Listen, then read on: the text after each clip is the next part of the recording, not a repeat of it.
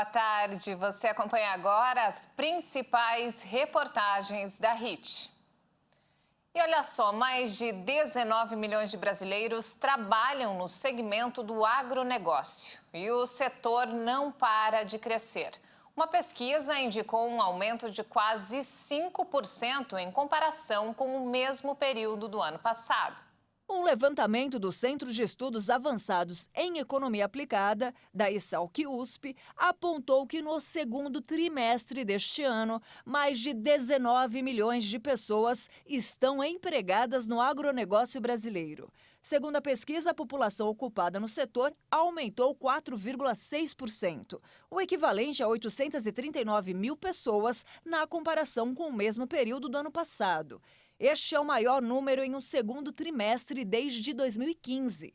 Um processo gradual de recuperação dos empregos e também a conjuntura favorável no setor do agronegócio refletem nesse bom resultado para o mercado de trabalho.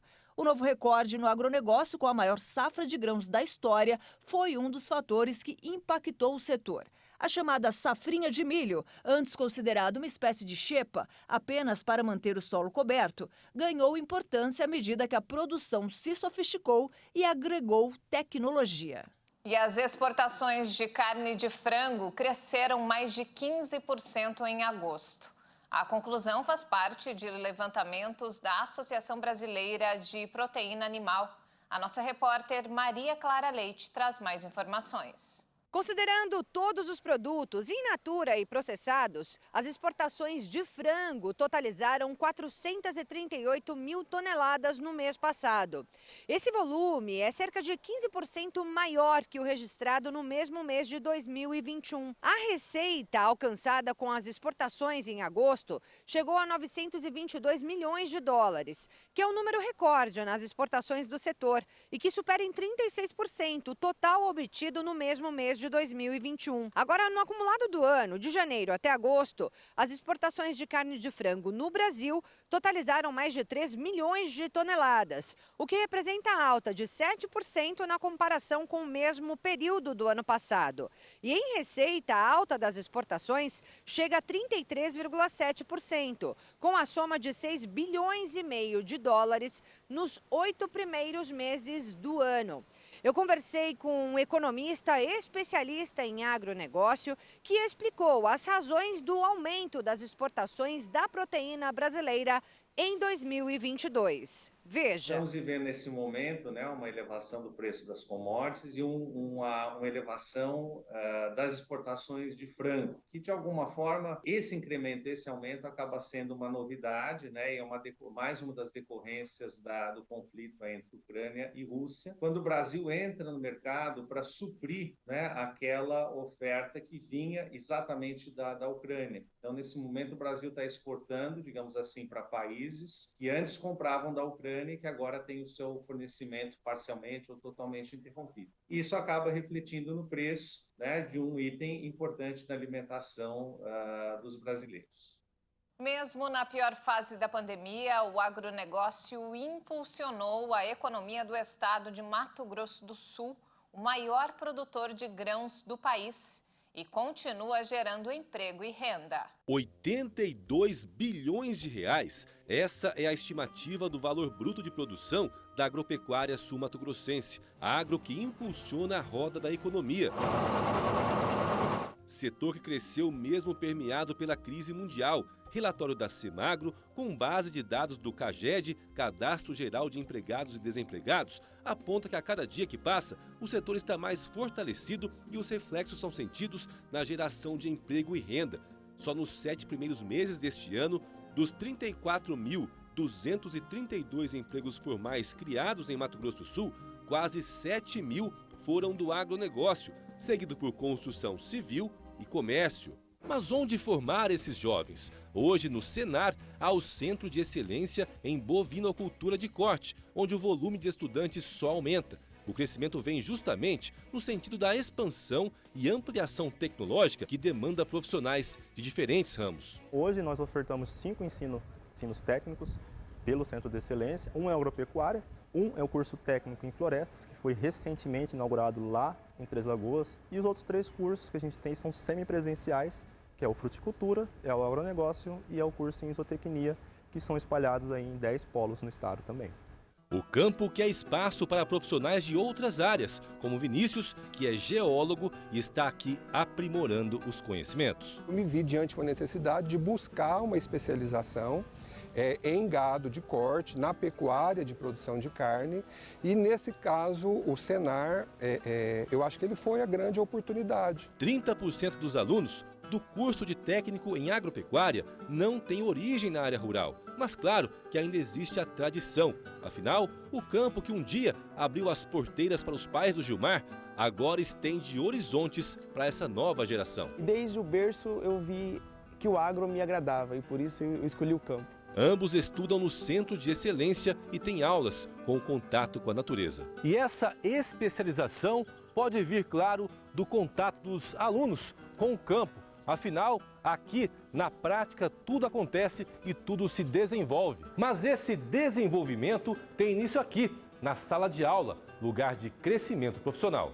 Ensinamentos que constroem um alicerce para um mercado promissor e que hoje, com a tecnologia, há até opções online. Hoje nós temos uma plataforma EAD com aproximadamente 250 cursos totalmente online em diversas áreas. E temos os cursos técnicos de nível médio para aqueles profissionais que buscam uma qualificação técnica.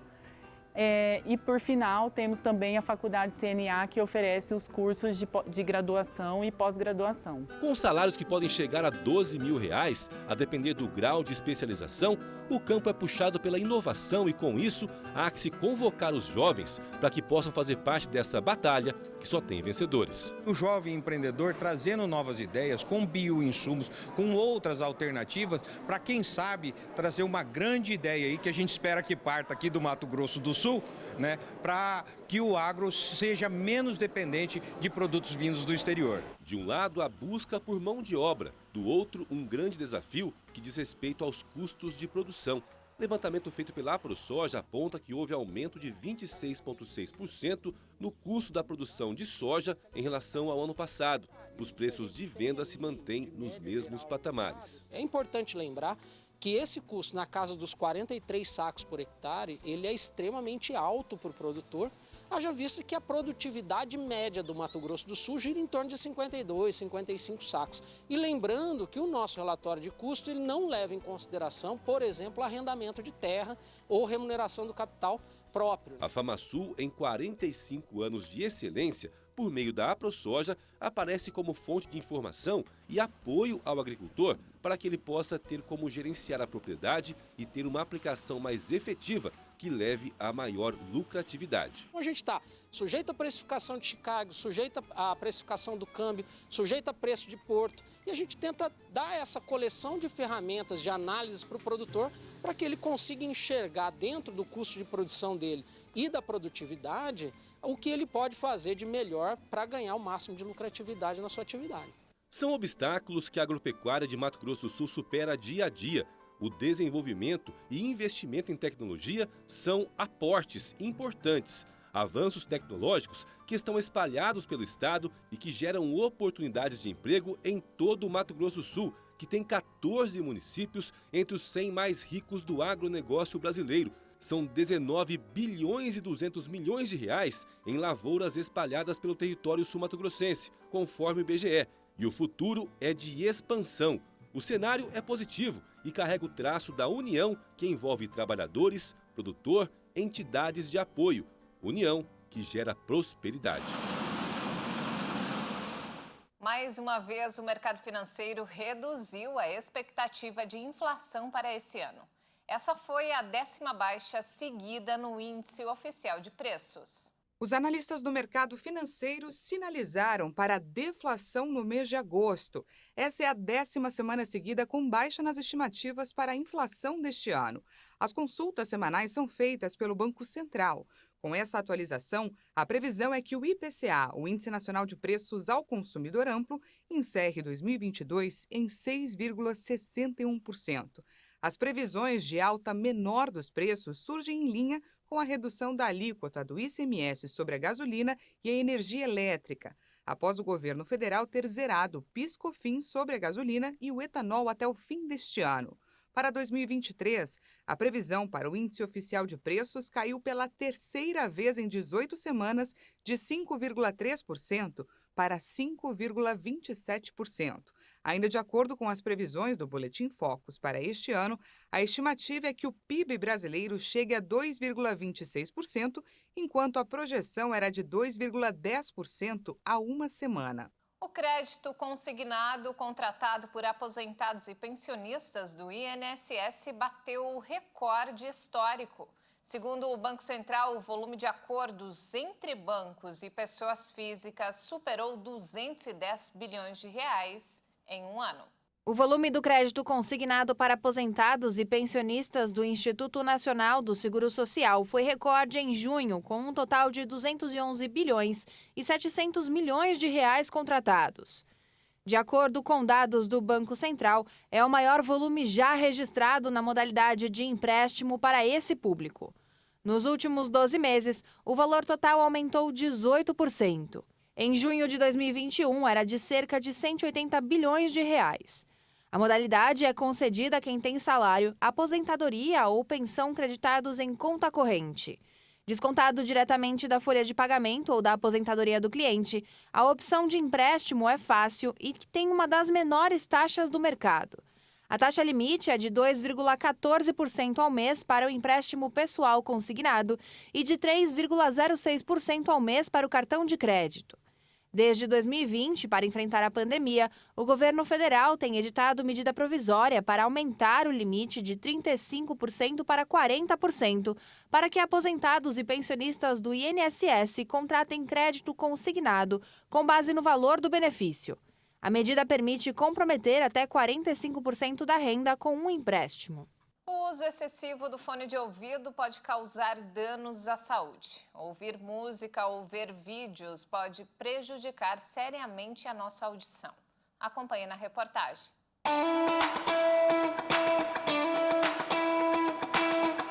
Difícil caminhar pela rua, fazer aquela viagem, ir para a academia sem a presença daquele companheiro fiel que carregamos em nossos ouvidos, os nossos fones. Praticamente quase o dia todo, né? Por causa do movimento do trabalho aqui, para atender a família, depender do trabalho também, né? Que a gente usa muito para não estar fiando a mão na bolsa, pega no celular, né? Como é trabalhando ainda.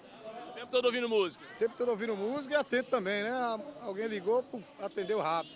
É melhor, né? Mais fácil, prático para a gente atender, né? Mas aí é no último volume ou você deixa geralmente ali, como é que é? Sempre no baixinho, mais ou menos, para também não estragar o ouvido, né? Em casa é proibido. Se quiser ouvir uma musiquinha no som ou na televisão ambiente, fone de ouvido não. Mas por que mesmo? Por essa questão, fica preocupado com a questão da saúde? Sim, da saúde, da audição, do foco também, ela fica muito ali focada e acaba ficando meio dispersas, né? Eu utilizo muito fone de ouvido porque eu preparo aulas que eu vou dar à noite e como o tempo é corrido, todas as vezes que eu posso, eu fico ouvindo os áudios daquilo que eu vou falar logo mais à noite. Por isso que eu tenho um uso assim quase frequente de fone de ouvido. Quanto tempo mais ou menos por dia? Eu acredito que seja em torno de 3 horas em média diárias. Diárias. Direto ou tem aquela pausa assim? Não, tem pausa, né? Eu geralmente em casa eu fico com fone de ouvido ouvindo aulas e tudo mais, e quando eu me desloco assim para algum lugar eu faço uso também do fone de ouvido. E tem também sabe que pode ser prejudicial à saúde também, né? A utilização, como é que é a questão do volume para você? Inclusive, em um último exame que eu fiz, foi detectado perda auditiva em um dos ouvidos. Por conta dessa questão? Eu não sei se é diretamente ligado a isso, mas com certeza isso também contribui para que isso tenha ocorrido. É preciso estar atento ao uso, pois isso pode gerar grandes prejuízos à saúde auditiva. Acarreta se eles não são utilizados corretamente. Ou seja, por muito tempo, por longos períodos, por exemplo, durante o sono nunca deve se usar fone de ouvido, ou se a pessoa fica o dia inteiro utilizando fone de ouvido, e também pela questão do volume. Muitas vezes a pessoa usa pouco tempo, porém com volume realmente que é insuportável para a audição humana, e isso pode gerar, por exemplo, uma perda auditiva, que normalmente é uma perda que a gente não tem muito como recuperar. A nossa audição humana ela tem um som confortável para os nossos ouvidos em torno de 60 decibéis, 50 a 60 decibéis. Para a gente transformar isso para o fone de ouvido, seria em torno, você ter um volume do seu equipamento e você colocar 50% do volume, ou seja, metade do volume do seu equipamento seria um volume seguro para a sua audição. Mas é importante lembrar que, mesmo você usando 50% do volume, se você usar por longo período, você também pode ter, né, danos, né, o seu ouvido pode sofrer danos com esse longo período de uso. A dica para saber quando é preciso diminuir o volume é se atentar aos ruídos externos do local onde você está. Por exemplo, na academia você não consegue ouvir barulho nenhum, só o seu som. Se você está na rua, isso é até perigoso, porque às vezes um carro buzina, você atravessando a rua e você não vê. Então, assim, é quando você não consegue escutar o som externo, ou então quando as pessoas externas conseguem também estar escutando a sua música, o que você está ouvindo naquele momento. Dê preferência, se puder, os modelos, né, que são aquelas formas de concha, aqueles que são externos, do que os intra-auriculares, porque eles têm menos dano, menos lesão para seu ouvido.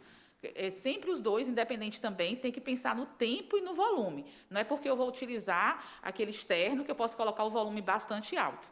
O modelo do fone e a higienização dos aparelhos também devem ser levados em consideração. A gente acaba atendendo muitos pacientes que utilizam principalmente aqueles intra-auriculares, que às vezes joga na bolsa e aí aquilo tem contaminação bacteriana e aí quando volta, aí acaba fazendo uma otite externa, uma inflamação da pele do ouvido. Então é importante os dois, tanto o intra-auricular quanto aquele externo, fazer a higienização, se puder utilizar álcool 70, se o seu equipamento, né, puder ser utilizado álcool 70, deixar guardado em uma caixinha fechada para não ter essa contaminação e esse risco. E olha só, muitas pessoas associam o domingo a sentimentos de medo, tristeza e ansiedade. Sintomas que estão ligados a um transtorno cada vez mais presente em nossa sociedade, a síndrome do domingo. Quando chega o domingo, muita gente desanima. Triste, né? Logo tem a segundona. Eu sei que vai começar tudo de novo, ter que trabalho, faculdade, chefe no meu ouvido, meta, essa loucura. Ai, dá até uma coisa no coração de lembrar. Essas sensações podem ocorrer com qualquer pessoa e gerar a chamada síndrome do domingo. É mais uma síndrome, né, que a gente acha diferente, se espanta, mas é real, acontece. E para ser determinado síndrome tem que ter sintomas que possam valer ser uma síndrome, que é uma ansiedade antecipatória. Você pode, inclusive, não ter um sábado muito bom, por já saber que vai chegar o domingo e ele logo vai passar. A síndrome é mais comum do que se imagina e pode gerar, inclusive, sintomas físicos. Pode ter insônia e atacar o intestino. A síndrome atinge principalmente pessoas que estão insatisfeitas com a profissão. E olha que não é pouca gente. Uma pesquisa recente mostra que 72% dos entrevistados estão infelizes com o trabalho que exercem. Você acha que você se encaixa nisso? Acho que sim. Acredito que sim, porque tem aquela ansiedade, aquele desconforto, né, da segundona. Acho que tem tudo a ver. Mas não para por aí. Segundo o especialista, para ter a síndrome, a pessoa não precisa necessariamente estar insatisfeita com a profissão, mas muito feliz com o que vive no fim de semana. Vamos dizer que você vive uma vida maravilhosa em família, com seus filhos, aquilo para você é muito bom. E você vai ter que começar a trabalhar segunda-feira. Às vezes o trabalho não é dos piores, às vezes você gosta do trabalho. E só que o momento de lazer com a família, aquele momento seu de final de semana, ele é muito mais gratificante. Aí fica mesmo difícil não se entristecer com o fim dos dias de lazer. Mas, segundo o especialista, é preciso focar no presente e ser grato. Você tem que programar a sua mente e entender que, primeiro, ainda bem que você está vivo. Começa por aí. Se a tua saúde estiver bem, poxa, agradeça isso. Tenta se agarrar às coisas boas da vida, controle o seu pensamento.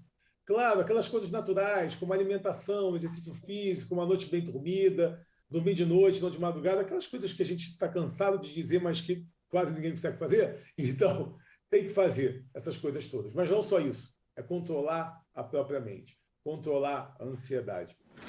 Diferente de quem sofre com a síndrome, quem vive na fé ama essa data e aproveita com alegria cada segundo do domingo. como o pastor Jaime de Amorim, da Igreja Internacional da Graça de Deus. Primeiro domingo nós lembramos da ressurreição, né? Sempre é o primeiro dia da semana, porque é um costume lá fora, pessoal, mas não é o sábado, não, domingo que é o dia do Senhor. Nós falamos dia do Senhor. O dia que a igreja vem para renovar as forças, para buscar a força de Deus. Bem, a própria ciência diz que quando você dá alguma coisa a alguém, você sente algo bom dentro de você.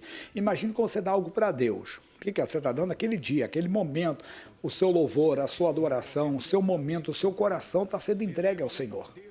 Quem frequenta a igreja no domingo com essa fé, encara a semana de cabeça erguida, é isso? É isso que está faltando para muita gente. A pessoa tem que, eu costumo brincar assim, que é recarregar as baterias, né?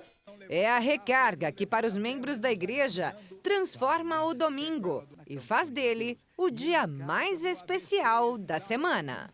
Aquele bate-papo na entrada da igreja, que ali não é lugar de fofoca não, né? É lugar de falar um pouco da palavra, de contar a experiência com Deus e tudo. Antes do culto e aquela conversa com os irmãos se torna uma família. E é claro, fora aquelas experiências com o Espírito Santo. E veja a seguir, Ministério da Justiça multa a Apple e suspende vendas de iPhones sem carregador. E ainda, setor da beleza não para de crescer. É o segundo com maior número de empresas ativas no Brasil. Nós voltamos em instantes. Até já!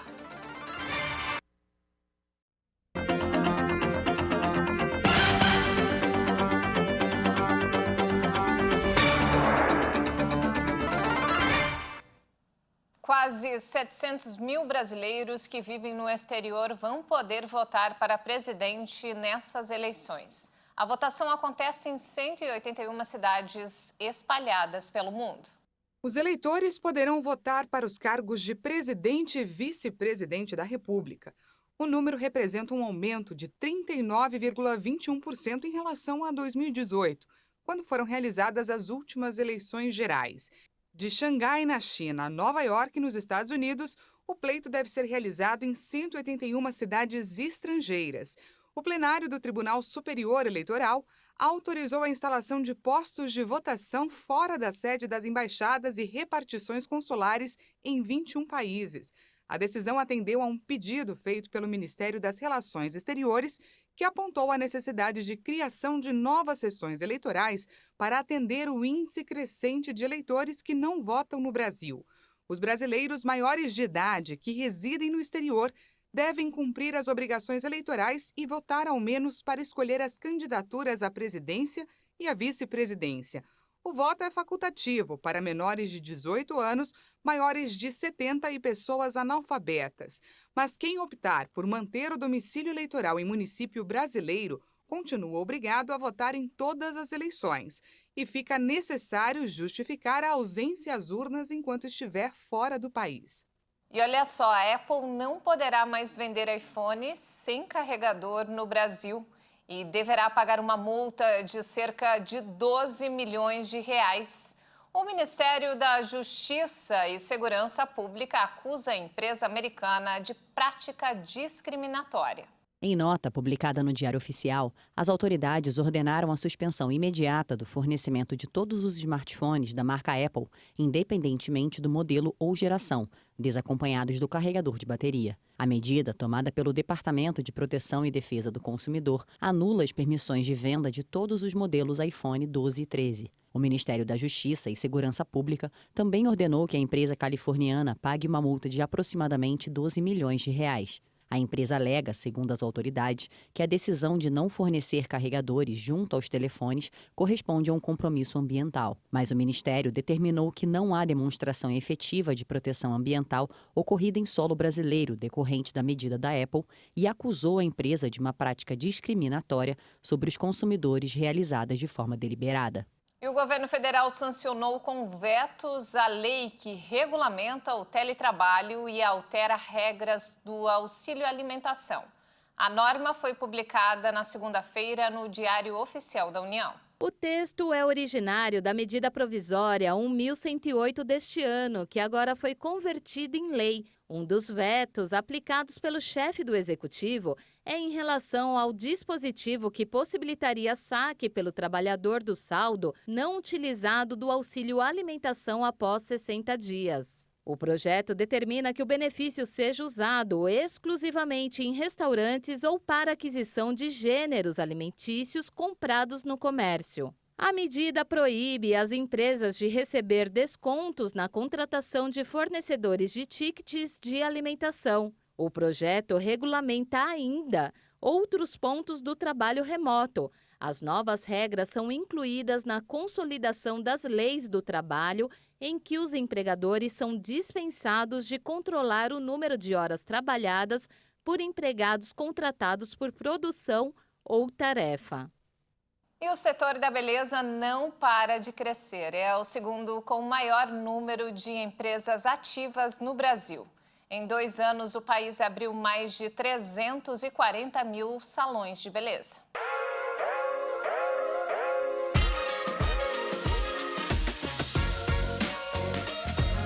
Mesmo em meio à pandemia, a Daniela resolveu investir no próprio salão de beleza. Eu já atendi a domicílio, aí eu estava com uma procura muito grande, aí eu recebi a proposta de um sócio, que ele tinha um espaço. Falou assim, Dani, você não quer abrir um espaço? Aí a gente decidiu, no meio da pandemia, abrir um espaço.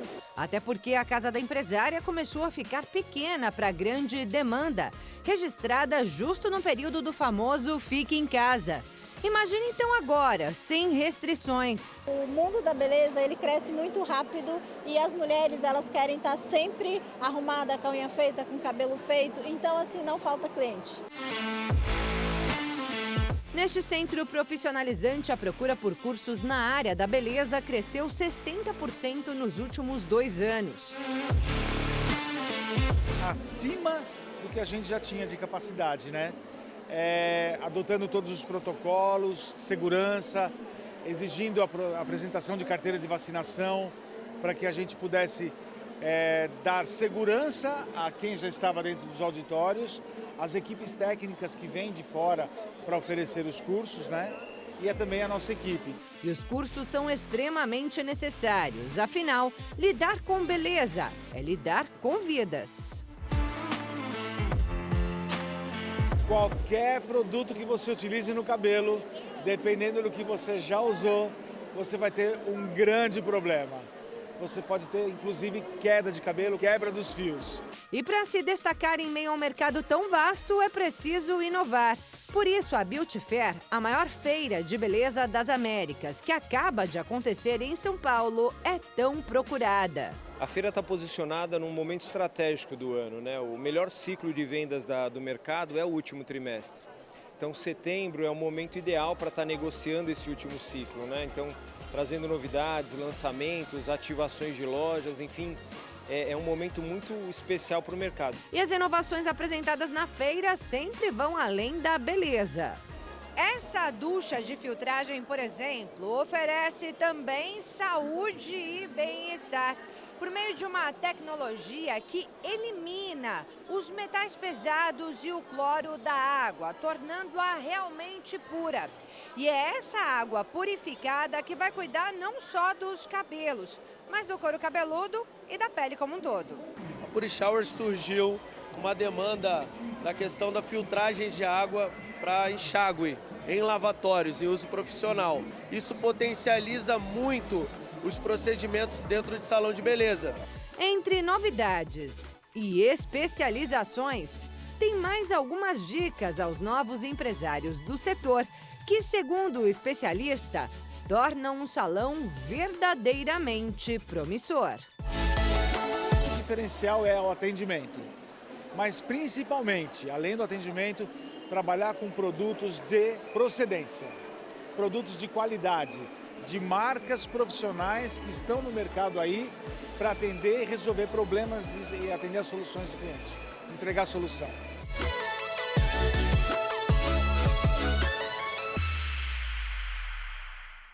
E você sabe o que era um motorhome, aquele carro grande, equipado como uma casa?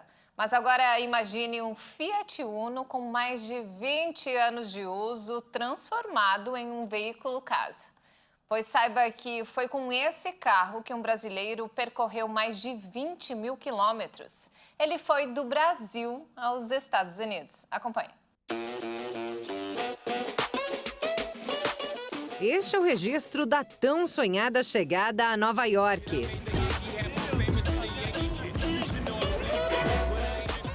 Foram mais de 20 mil quilômetros percorridos durante 128 dias, no ninho que ficou famoso. Ah, moleque! Nós chega ou não chega aqui, rapaz? Estamos na Times Square, rapaz, de Uno, bicho! De Uno, rapaz! A caranga de respeito tem tudo que uma pessoa precisa para sobreviver. Ele tem uma cama de 1,80 m que cabe eu certinho, dá 2 dedos assim da minha cabeça. Cabe eu, um cara maior não entra. Tem um armário que eu guardo minhas comidas, tem um armário com 2 gavetas que eu guardo minhas roupas. Tem uma geladeira de 12 volts, que é igual a geladeira que você tem na sua casa lá, que gela, faz gelo, tudo certinho. Que foi um presente de um amigo aqui dos Estados Unidos. E tem uma pia para mim lavar a louça, para mim escovar dente. E tem um fogãozinho de uma boca, assim. Tem uma caixinha de água em cima de 26 litros. A Uno. Esse foi o nome que o Luiz deu ao projeto. Quando resolveu seguir de carro para os Estados Unidos, ele criou este perfil, não com grandes pretensões, mas apenas para postar o diário de bordo.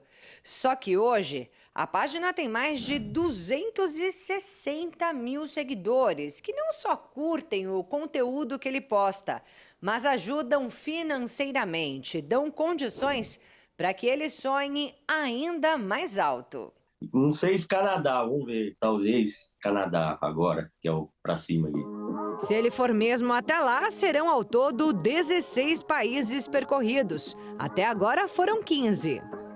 Brasil, Paraguai, Argentina, Bolívia, Peru, Equador, Colômbia, Panamá, Costa Rica, Nicarágua, Honduras, Guatemala, México e Estados Unidos agora. Muito além dos lugares, Luiz diz que são as pessoas que fazem essa jornada realmente valer a pena. É transformador, assim, eu sempre lembro de todos os lugares, eu sempre lembro das pessoas que eu conheci nos lugares, porque é isso que eu vou levar para minha vida, para sempre.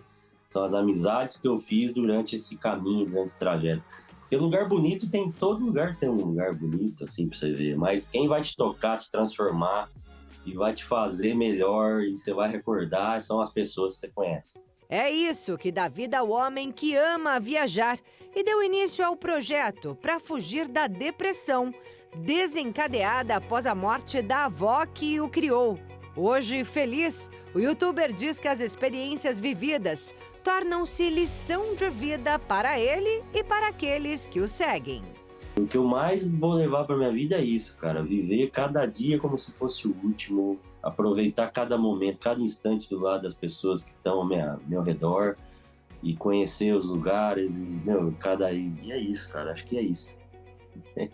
E essa edição fica por aqui. Mais informações ao longo da nossa programação. E se quiser rever as nossas reportagens, é só acessar o canal Hit Notícias no YouTube. Um excelente domingo para você e obrigado pela companhia. Até mais.